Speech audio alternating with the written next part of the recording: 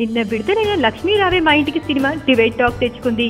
ఈ సినిమాను తీసిన దర్శకుడు కుటుంబ కథా చిత్రంగా ఈ సినిమాను ఎటువంటి అశ్లీలత లేకుండా తీసినా ఈ సినిమా కథ ప్రేక్షకులకు పెద్దగా నచ్చకపోవడంతో అవికా గోర్ క్రేజ్ ఈ సినిమాను పెద్దగా రక్షించలేదు అనే టాక్ వినిపిస్తోంది.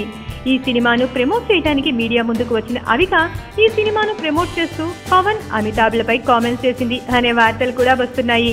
ఇప్పటి వరకు పక్కింటి అమ్మాయి పాత్రను చేసి మీరు గ్లామర్ పాత్రలో ఎప్పుడు నటిస్తారు అని అడిగిన ప్రశ్నకు అవిక సమాధానమిస్తూ తనకు తెలుగు ప్రేక్షకులు తమ పక్కింటి అమ్మాయిగా ఓ సోదరిగా భావిస్తున్నారు కాబట్టి తాను హాట్ లుక్స్ లో కనిపించే ఎటువంటి పాత్రలను నటించను అంటూ కామెంట్ చేసింది. అంతేకాదు మరో అడుగు ముందుకు వేసి అటువంటి అసభ్యతతో కూడిన పాత్రల్లో పవన్ కళ్యాణ్, అమితాబ్ సినిమాలో అవకాశం వచ్చినా చెయ్యనంటూ షాకింగ్ కామెంట్స్ చేసింది.